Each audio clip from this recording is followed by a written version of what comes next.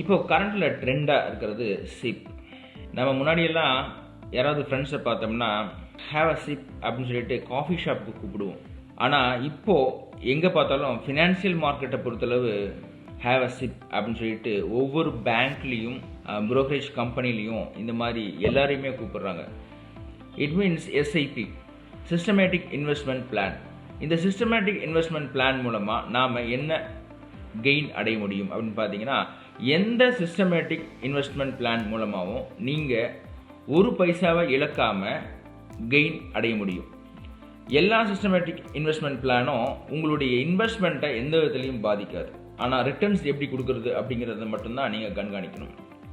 இந்த ரிட்டர்ன்ஸ் கொடுக்கறது அப்படிங்கிறது ஹியூஜ் ஃபண்ட் இன்வெஸ்ட் பண்ணுற ஒரு பெரிய நிறுவனத்தில் நீங்கள் இந்த எஸ்ஐபியை தேர்ந்தெடுத்தீங்கன்னா அதனுடைய ரிட்டர்ன்ஸ் ரொம்ப கம்மியாக தான் இருக்கும். ஏன்னா அவங்க வால்யூம்ஸ் நிறையா பண்ணுறதுனால ரிஸ்க் ஃபேக்டர் அதிகம். அதனால் அவங்க ஏர்னிங் அந்த ரிட்டர்ன்ஸை ரொம்ப கம்மியாக தான் அவங்க மெயின்டைன் பண்ண முடியும். இதே சாதாரண சின்ன கம்பெனிஸ் நீங்கள் இதே எஸ்ஐபி தேர்ந்தெடுத்தால் நீங்கள் அதிக அளவுக்கு லாபம் பார்க்க முடியும். இதை நம்ம உதாரணத்துக்கு சொல்லணும் அப்படின்னா, சிட்டெல்லாம் பார்த்துருப்பீங்க இல்லையா, ஊரில் சிட்டெல்லாம் பிடிப்பாங்கள்ல. ஸோ அந்த இதில் இண்டிவிஜுவலாக ஒருத்தர் நடத்துவார். ஒரு 1000 ரூபா 2000 ரூபா மாதம் போடுவீங்க. அதில் நீங்கள் உங்களுக்கு தேவையான டைம் அந்த ஃபண்டை யூஸ் பண்ணிட்டீங்க அப்படின்னா நீங்கள் அதுலேருந்து கெயின் அடைஞ்சிங்க அப்படின்னு தான் அர்த்தம். அப்படி இல்லாமல் நீங்கள் அந்த சிட்டில் கடைசி மாதம் எடுக்கிறீங்கன்னு வச்சுக்குவோம். ஆனால் நீங்கள் கடைசி மாதம் எடுக்கிற அந்த அமௌண்ட்டு ஃபுல்லாக நீங்கள் கட்டியிருக்க மாட்டீங்க. அதை விட கம்மியாக தான் ஒவ்வொரு மாதமும் கட்டியிருப்பீங்க. அப்போ அது கெயினாக மாறி இருக்கும். இது என்னென்னா, சின்ன லெவலில் பண்ணுறப்ப உங்களுக்கு ஒரு பெரிய கெயினாக இது மாறதுக்கான வாய்ப்பு இருக்கும். அதே மாதிரி கோல்டு சிட்டெல்லாம் நீங்கள் பே பண்ணியிருப்பீங்க. அதுலேயும் அதே மாதிரி தான். இப்போ 12 மாதம் அல்லது 24 மாதம் நீங்கள் பே பண்ணுறீங்கன்னா அதுக்கான கோல்டை நீங்கள் பர்ச்சேஸ் பண்ண போகிறீங்க. அதில் என்ன உங்களுக்கு பெனிஃபிட்னா, நீங்கள் எப்போ ஸ்டார்ட் பண்ணுறீங்களோ அந்த டைமில் இருக்கிற கோல்டு ரேட்டில் தான் 2 வருஷம் கழித்து வாங்க போகிறீங்க. ஸோ அதுவும் உங்களுக்கு பெனிஃபிட்டாக மாறி இருக்கும். ஸோ இதெல்லாம் சின்ன சின்ன இன்வெஸ்ட்மெண்ட்டில் எஸ்ஐபி பேஸில் போகிறதுனால உங்களுக்கு கிடைக்கிற பெனிஃபிட். அதனால் எஸ்ஐபி ஃபார்மேட் எந்த கம்பெனியில் இருந்தாலும் கண்டிப்பாக உங்களுடைய பிரின்சிபல் அமௌண்ட்டை நீங்கள் கட்டுற அமௌண்ட்டை லூஸ் பண்ணவே முடியாது. ஆனால் நீங்கள் எவ்வளோ அக்யூமுலேட் ஆகுது, எவ்வளோ கெயின் பண்ணுறீங்க அப்படிங்கிறது மட்டும்தான் நீங்கள் பார்த்து அதுக்கான கம்பெனியை நீங்கள் தேர்ந்தெடுப்பீங்க. பெரிய வால்யூம் பண்ணுற பெரிய இன்வெஸ்டார்கிட்ட நீங்கள் போயிட்டு எஸ்ஐபி பண்ணுறதை விட சின்ன லெவலில் எஸ்ஐபி பண்ணுற இன்வெஸ்டார்கிட்ட நீங்கள் போனீங்கன்னா நல்ல கெயின் உங்களுக்கு கிடைக்கும்.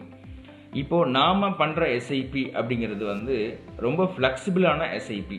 இந்த எஸ்ஐபியை 10 வருஷம் பீரியடாக நம்ம பிளான் பண்ணியிருக்கோம்.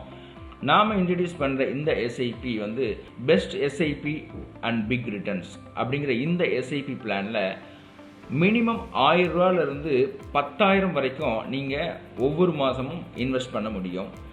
இதுக்கான பீரியட் 10 வருஷம். ஆனால் இதில் லாக்கிங் பீரியட் அப்படிங்கிற எதுவுமே இல்லை. 1 வருஷத்துக்கு மேலே நீங்கள் எப்போ வேணாலும் இந்த பைசாவை ரிட்டர்ன் வாங்கிக்க முடியும் வித்தவுட் எனி ரிடக்ஷன். அதாவது ஹிடன் சார்ஜஸ் அப்படிங்கிற மாதிரி எதுவுமே இல்லாமல் நீங்கள் என்ன பே பண்ணியிருக்கீங்களோ அதை ரிட்டர்ன் வாங்க முடியும். நீங்கள் 35 மாதத்துக்குள்ளே நீங்கள் அந்த அமௌண்ட்டை பிரேக் பண்ணணும்னு ஆசைப்பட்டால் நீங்கள் கட்டின அமௌண்ட் ஒரு பைசா கூட குறையாமல் உங்களுக்கு வந்துடும். 36வது மாதம் நீங்கள் பிரேக் பண்ணீங்க அப்படின்னா நீங்கள் கட்டின அமௌண்ட்லேருந்து கிட்டத்தட்ட 80% அக்யூமுலேட் ஆன அமௌண்ட் உங்களுக்கு கிடைக்கும். உதாரணத்துக்கு 1000 ரூபாய் இன்வெஸ்ட் பண்ணுறீங்கன்னு வச்சுக்குவோம். 36 மாதத்தில் 36,000 ரூபாய் நீங்கள் பே பண்ணியிருப்பீங்க. சப்போஸ் அந்த டைமில் நீங்கள் பிரேக் பண்ணணும்னு நினச்சிங்க அப்படின்னா நீங்கள் கிட்டத்தட்ட 62,000 ரூபாய் உங்களுக்கு கிடைக்கும். இந்த எஸ்ஐபி மூலமாக நீங்கள் 1000 ரூபாய் 10 வருஷத்துக்கு பே பண்ணீங்க அப்படின்னா 11வது வருஷம் உங்களுக்கு 10 லட்சமாக மாறி இருக்கும். 10 வருஷம் நீங்கள் பே பண்ண அமௌண்ட் வெறும் 1,20,000 ரூபா தான் இருக்கும்.